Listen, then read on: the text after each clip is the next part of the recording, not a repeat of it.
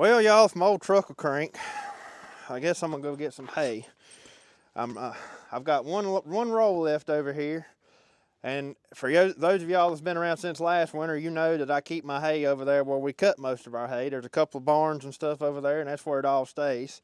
So I have to go haul some periodically and bring it up here, and then I kind of stockpile it over here and feed it as I need it. When I run out, I go back and get more.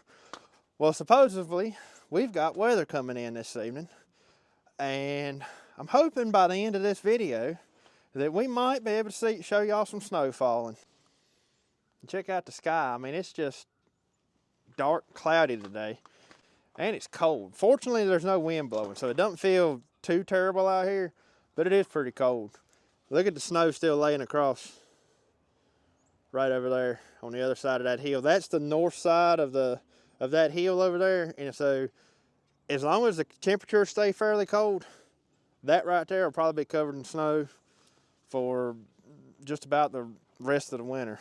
One thing before I get my truck cranked I do want to mention is how this winter so far seems to just be like those winters we had when I was a kid. Like, this one is definitely different than the past winters we've had in the last few years. It's been warm several years in a row throughout the winter. We'd have a cold spell, but then it would warm right back up. Y'all, it turned cold, I think it was right around Thanksgiving, and it's been cold ever since. I like this. A lot of people don't like cold weather, but we need cold weather like this because it helps kill out the insects, and it just, I don't know, when you're outside when it's cold like this, it's just almost like you can breathe so much better. For some reason, cold weather makes me feel good. I know a lot of people probably disagree with that. But anyways, one thing that don't like cold weather is this old truck. So as long as this truck will crank, we're gonna go get some hay this morning.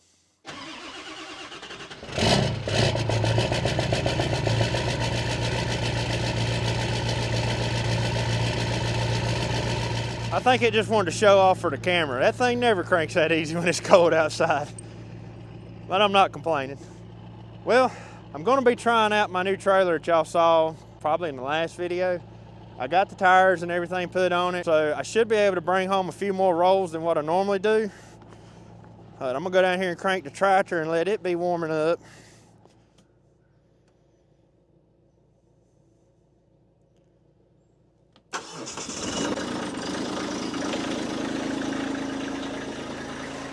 Yeah, that little thing's cold this morning too. That's one thing to mention, y'all, especially in this cold weather. I mean, I even let mine warm up in the hot weather. But in cold weather like this, it is extremely important to let a diesel engine warm up. Even a gas engine, but a diesel for sure. Like, you don't need to just fire one up and hammer down on it. You better, I like to at least let them warm up for 5 minutes, if not longer than that, depending on how cold it is.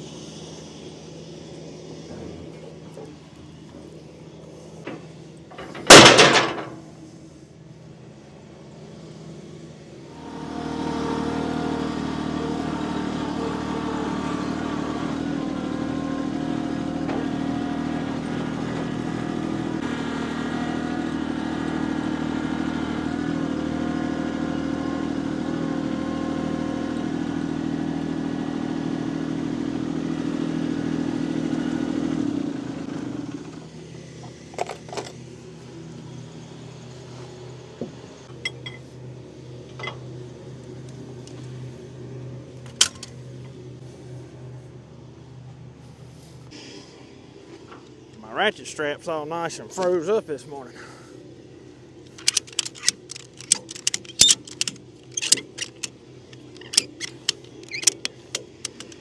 Probably not the best way to have it tied down, but we're only going about a mile down the road, so I don't think it's gonna hurt.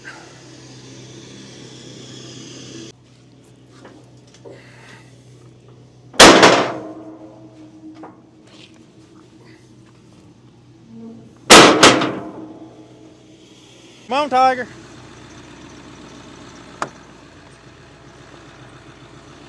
My sidekick. You won't let me go anywhere without you.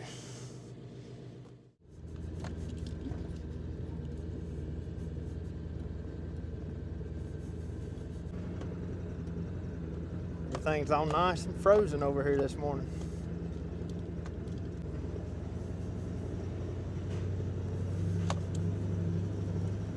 But I like to come over here while the ground's still froze, so that way I'm not tracking up everything and making a mess.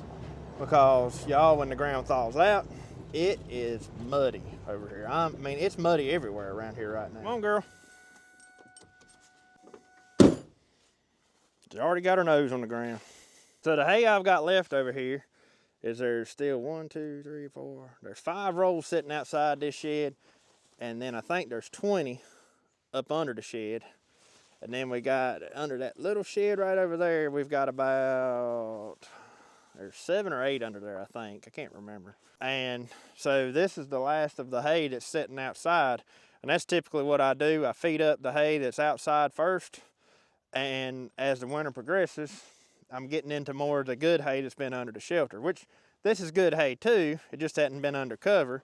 And that's why I feed it up first. So it has less chance of rotting and or wasting any hay or what have you. But let's see how many we can get on this trailer now.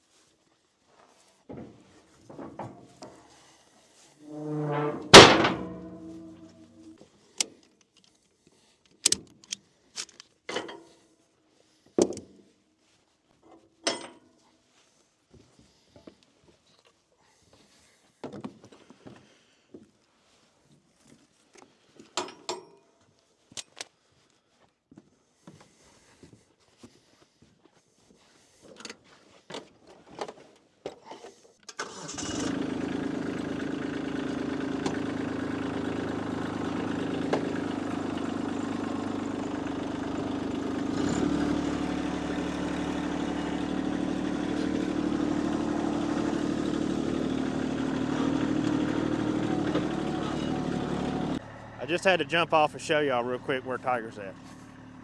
Y'all see her? This dog is obsessed with getting on top of bales of hay. What are you doing? What do you smell, Tiger? What do you smell under there? There's no telling what you smell under there.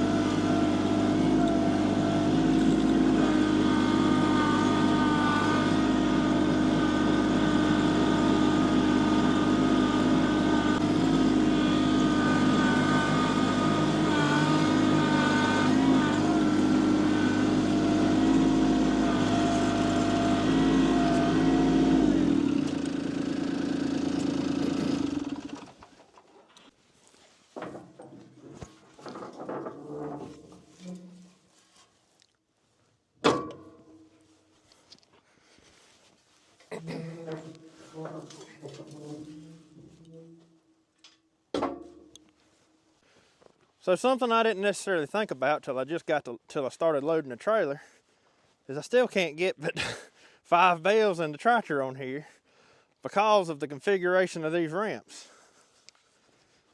See, in order for me to get, I was expecting to be able to get 7. So I'd have one more row of 2 right here, and then the tractor would be sitting right here. Well, because of where those ramps, they fold plumb over on the trailer, I can't fold the ramps up if I've got the tractor sitting there. So I really need like I need a bar going from that ramp, from down here up to hold that ramp straight up in the air, like on my other trailer. Which that's no big deal. Once again, we're pretty close to the house, so I wasn't really expecting to save time on this trip right here anyways. My main deal with this trailer was to be able to haul more of my equipment at once to the hay field when I'm working in hay, because this is not the only spot we cut for hay.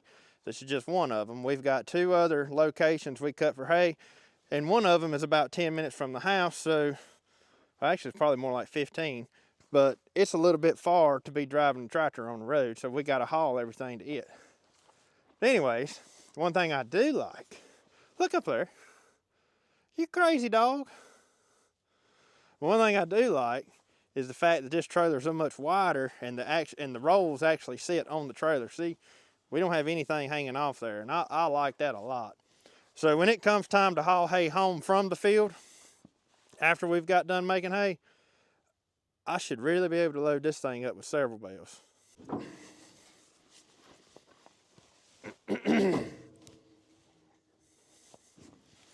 A little bit heavy.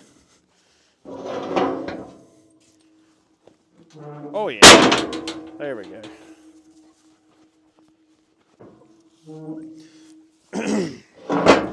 But in order to get the tractor on here with another run of hay, I would need the ramp standing up like that right there. And it's not that big a deal. I mean, we could weld us a pin here and a pin here, just put a metal bar on it to hold it up exactly like the way my other ones are done. So we may eventually do that. I don't know. Depends on how big of an issue that ends up being to me.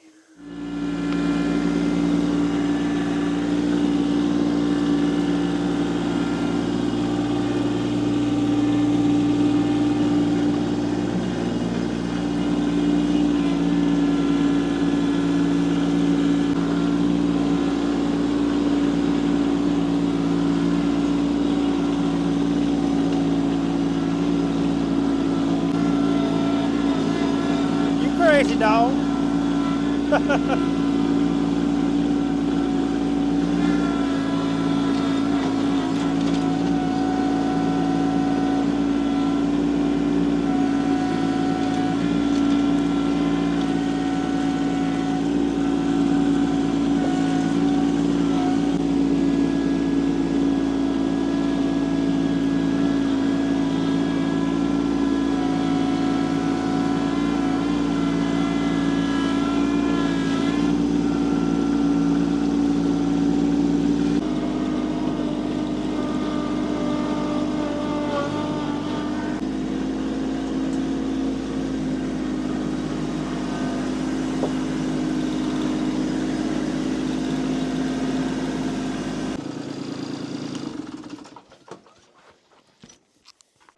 Well, we're stocked up for the next maybe 2 weeks. I don't know, it might be more like a week and a half. To be honest, I really ain't kept up with how long a bale lasts these cows. I can tell you they're going through it pretty quick though. Luckily we ain't got to put in none right now. They still got plenty down there in the hay ring.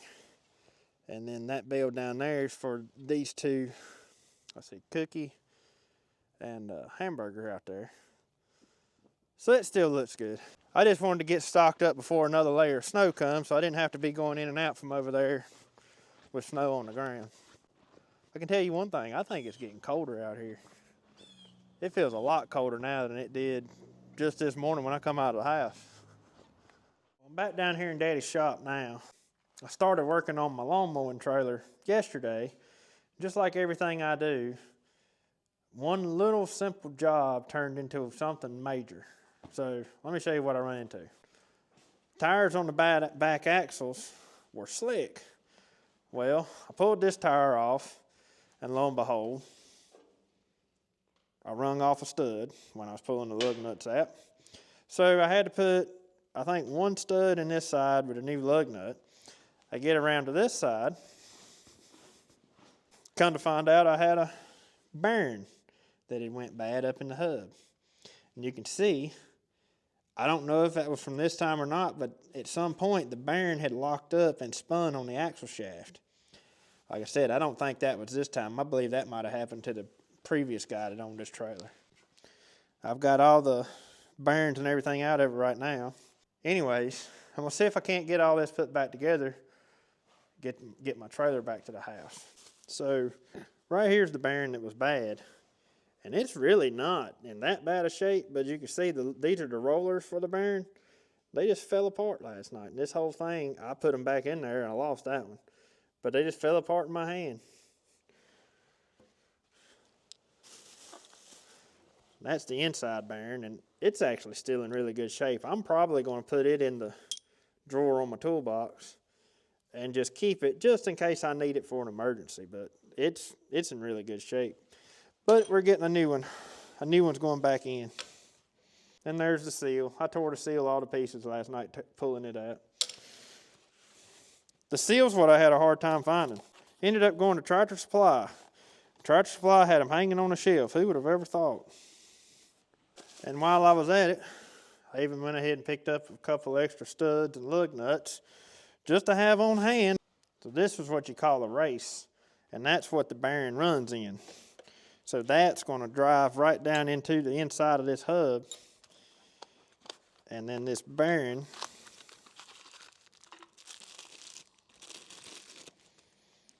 so this drives in onto the inside of your hub. This is the piece that goes over your axle, but it'll seat up inside there just like that and roll. Now we'll be adding grease to this before we put it on. But first thing I've got to do is drive in this race and the race for the big bearing that goes on the back side of the hub. Well, the winter weather has arrived. I gotta go down here to the potato box and get me some potatoes out. They've been faring really well, y'all, down there in that box. I ain't found one yet that's frozen. We've had several days of really cold temperatures, so hopefully it'll keep that up. Little fine snowflakes right now.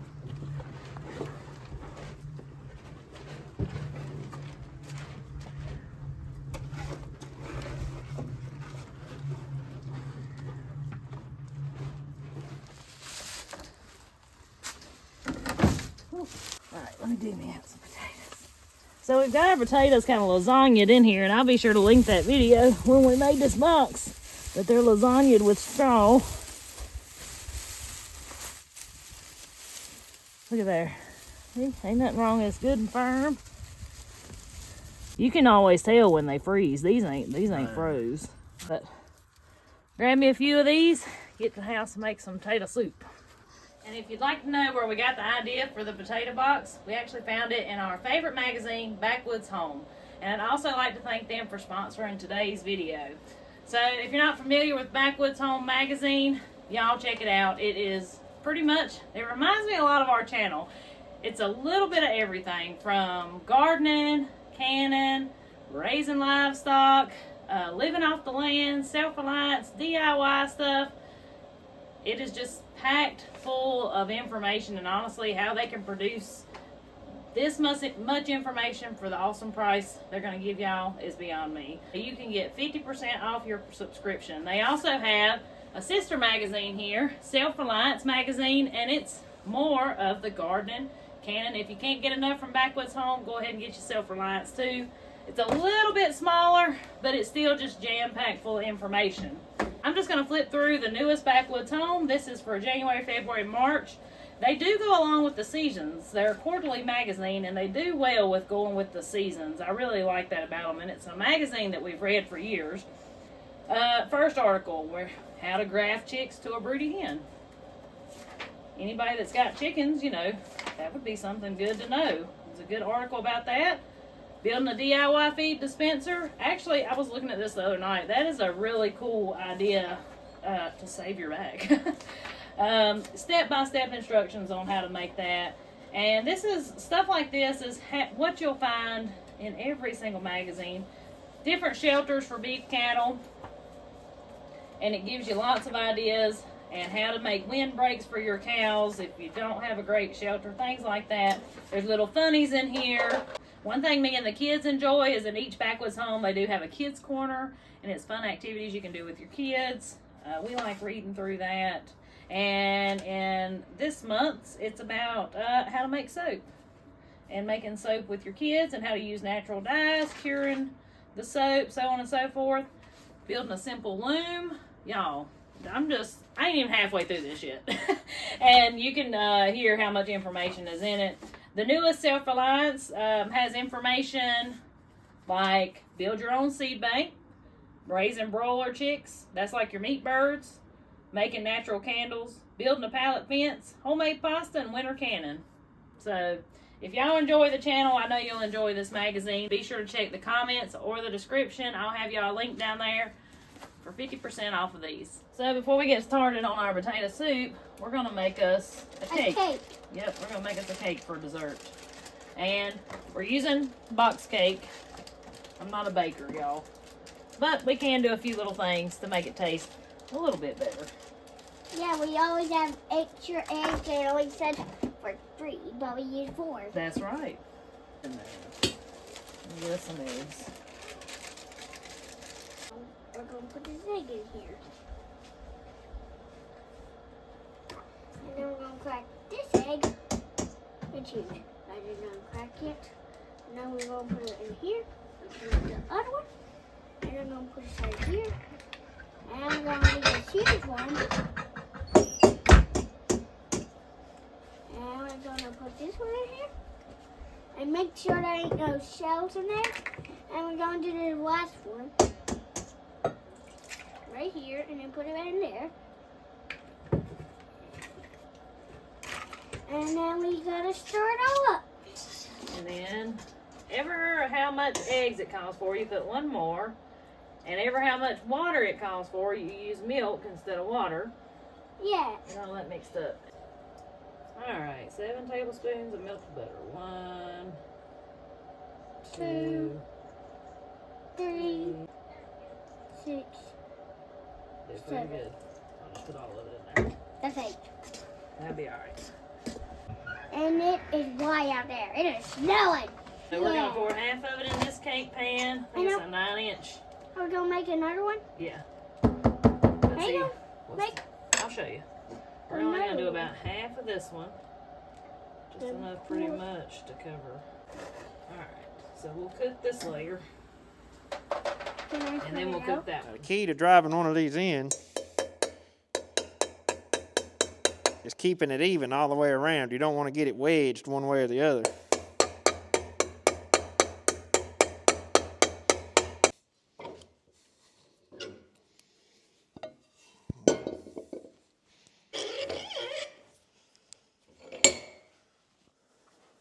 Turn it over and put the big one in.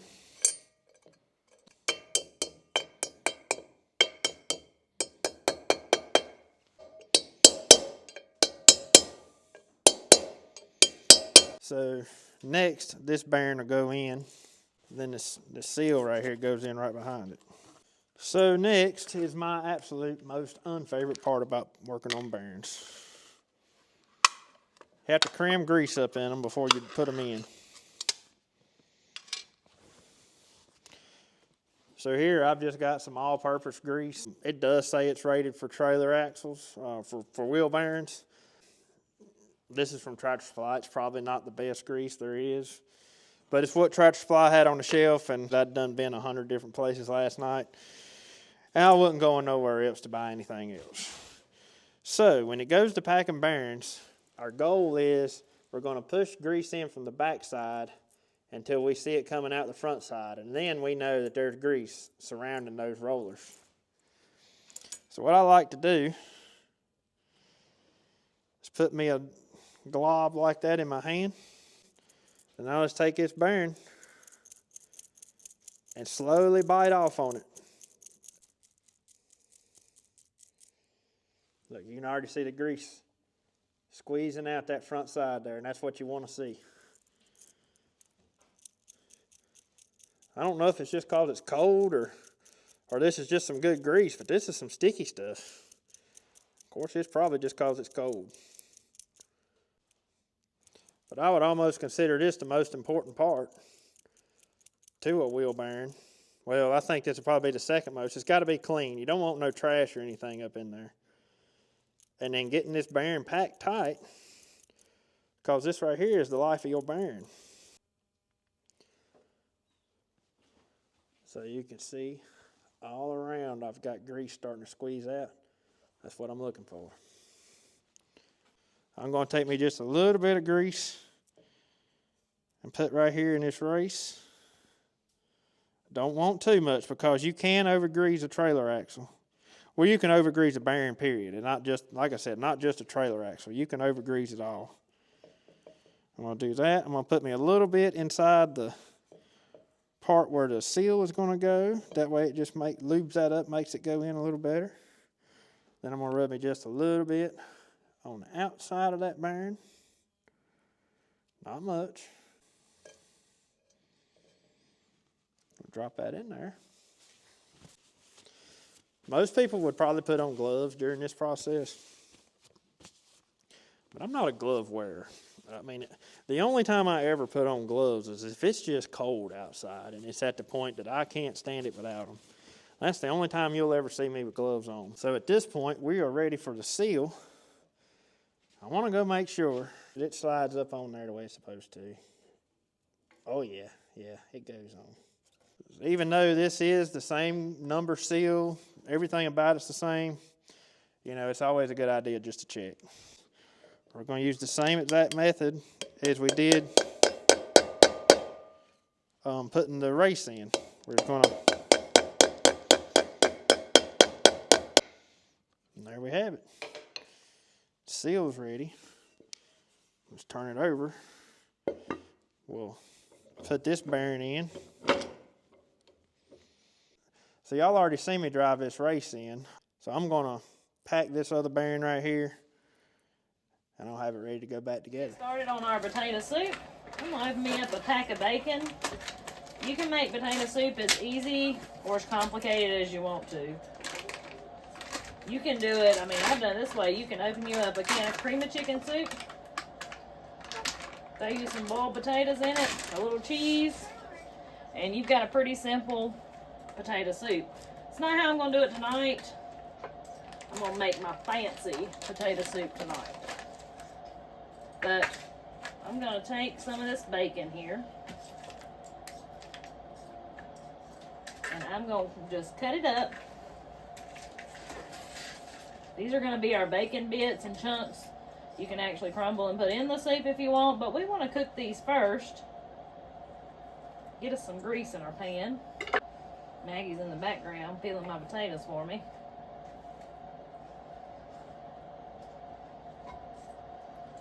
But I'm going to brown these in the bottom of my pot here. And we're just going to let that all brown up real nice. Get us some good grease. While that's browning, we'll help Maggie peel some potatoes. All right, so that new outside bearing is packed and ready to go back.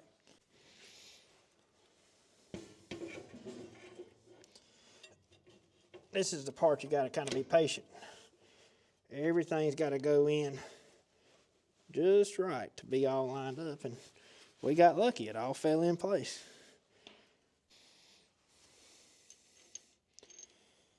So there is no seal that goes on the outside of this. You've got this dust cap here, and that keeps any dirt and grime from getting in on the front side.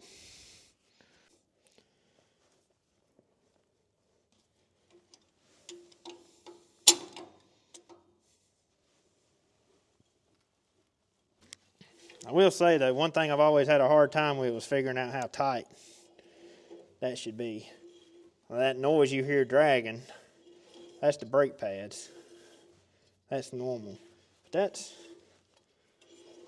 being that that's a new bearing and everything in there, I think I'm going to run it just a little bit tight for a while, and it'll probably, as things break in, it'll probably loosen up just a little. But I will come back and check this after I've put a few miles on the trailer.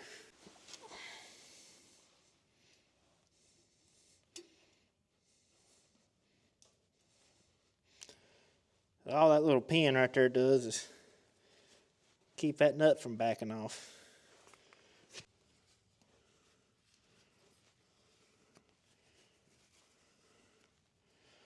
Okay, that should be good enough. Put that on.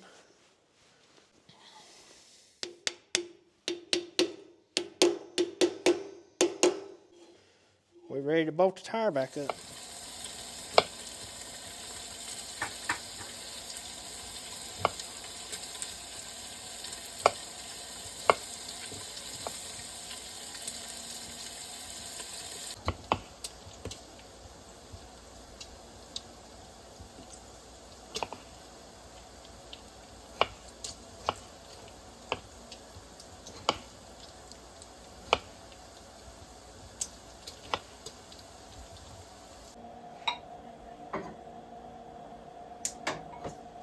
The bacon's good and brown, so we're just gonna go ahead and fish all that out. And we got quite a bit of grease in the bottom here. I'm not gonna leave all that.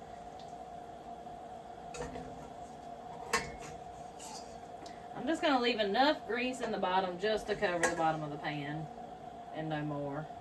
We don't want a greasy soup.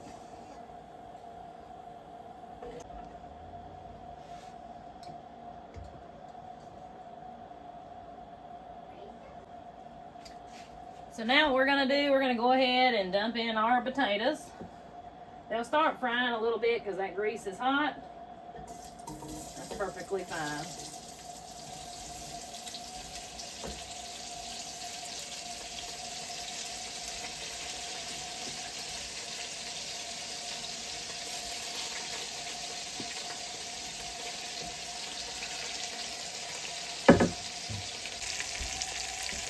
We're gonna put enough water in here to cover our potatoes.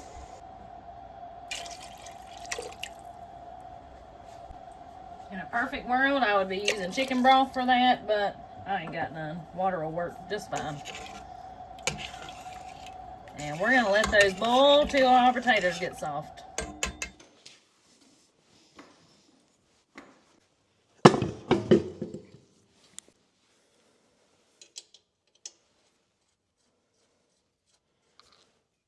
Megan got me a pair of coveralls for my birthday. So I'm trying my best not to get them dirty. Even though I know it's coming. I want to keep them unstained as long as I can.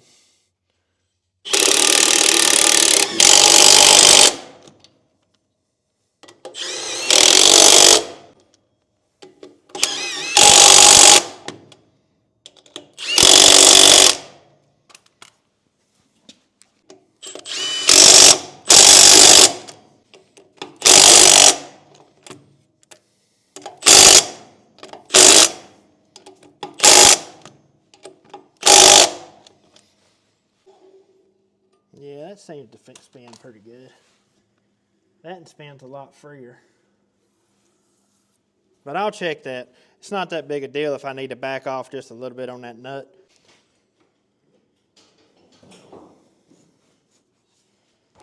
Whether you're a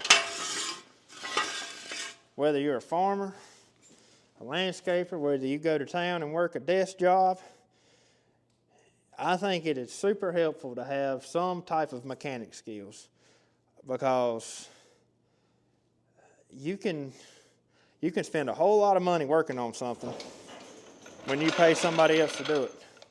And you can spend a whole lot of time, because most mechanic shops are wrapped up with work. And so if you know how to fix it yourself, you can get it right back that day as long as you can get the parts. Whereas if you had to take it to somebody, and let's say they're 2 weeks out on work, well, then you've got to go, well, just like this trailer. If I'd have had to take it to a trailer shop, I'd have been without my trailer for 2 weeks. Well, in my business, I can't go without a trailer for 2 weeks. This thing gets pulled almost every day. So, it's nice. It's nice to have some type of mechanical skills. I ain't saying you got to be able to tear an engine down and rebuild it, which is nice to do that too. But what I am saying is having basic mechanic skills to where you can fix stuff on your own and not completely rely on somebody else to do that for you. By no means am I saying I'm an expert mechanic. I'm not at all. There's probably something right here I done wrong that somebody may call me out on. But You know, the point of it is I was able to fix it on my own without relying on somebody else to do it for me. And I think that's just a nice skill to have. I've always took interest in fixing stuff. But that's just my opinion. My opinion's like everybody else's opinion. You know, we all got one. So, anyways, this job's done, and I guess I'll get it hooked up and get back home. But anyways, that's probably going to be it for what I'm going to be working on today. And look, so much for keeping my pretty new bibs clean. Well, it's really starting to come down now. Driveway's done got white. House done got white a little bit. Yeah, the rooftop's getting white. You catching it? Catching it with your tongue? Dagger, you want to eat?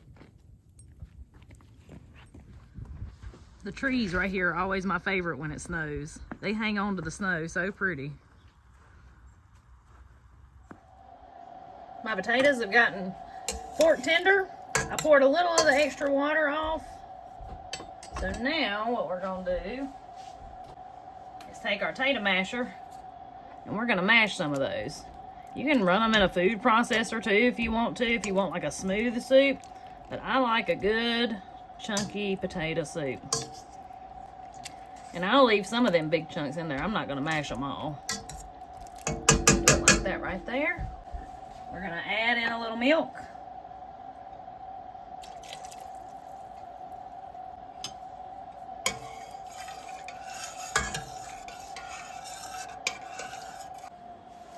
I'm gonna go ahead and make my thickener too.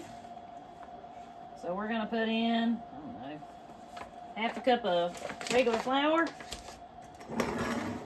And we're gonna slowly start adding some milk to it.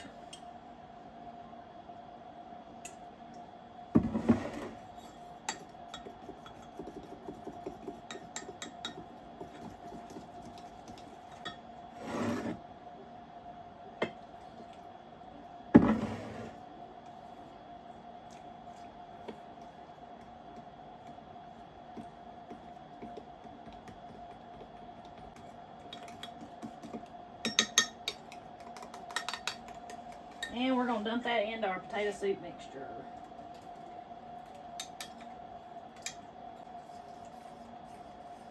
Stir that in real good.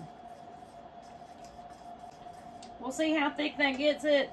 Don't get too caught up in the measurements on your thickener. If it gets too thick, just add you a little more water to your soup or milk. If it's not thick enough, just make you a little more thickener. You just want to kind of keep it stirred at this point so it don't stick to the bottom. See how good that's looking? So we're gonna let that simmer for a little bit. Kind of cook that raw flour taste out of it. Potato soup is best, in my opinion anyway, when it is nice and creamy and thick like that. All right, we're gonna go ahead and make our icing for our cake. I'm gonna start out with around a cup of softened butter. Now, I don't always make my icing. Sometimes I buy icing. I just felt like making some tonight. And we need we're gonna make chocolate icing, so I need a half a cup of cocoa powder.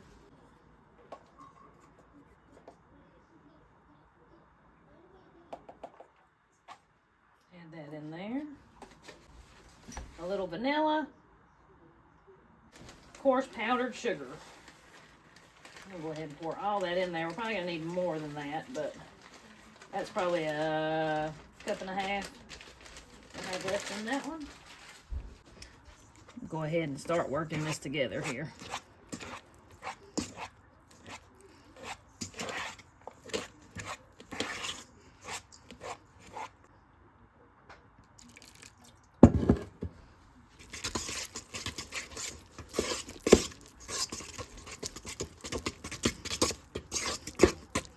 And we're starting to come together here now. Now to finish off our potato soup, we're gonna add us a big old spoonful of sour cream. Really gives it a good flavor. And we're gonna take part of our bacon bits here. We're just gonna crumble them. Stir that in.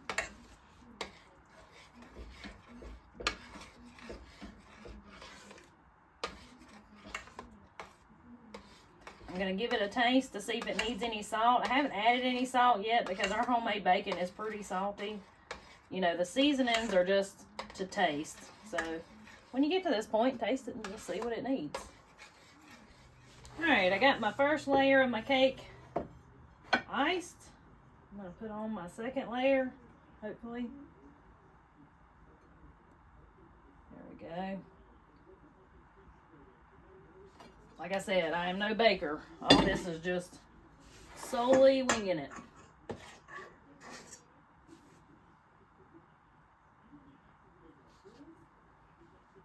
Here comes the tricky part. Anytime I do one of these layered cakes, I always have a hard time with the sides. I can do the rest of it.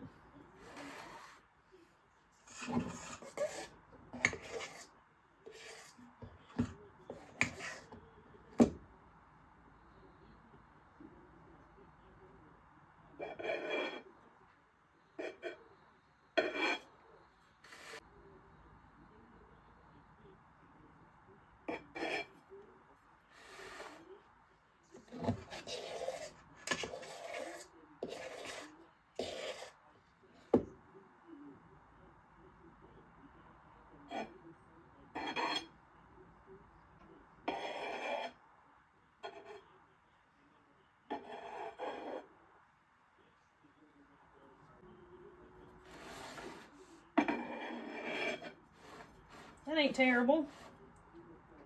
The icing's delicious. I've already done a taste test. So, the icing's what makes the cake, in my opinion. Didn't do too bad. We'll enjoy that for dessert after our potato soup. Well, it's getting plumb white outside. It's starting to get dark. But this is perfect for a snowy night, ain't it? That looks good. I like to sprinkle me a little more bacon on it. And some shredded cheese.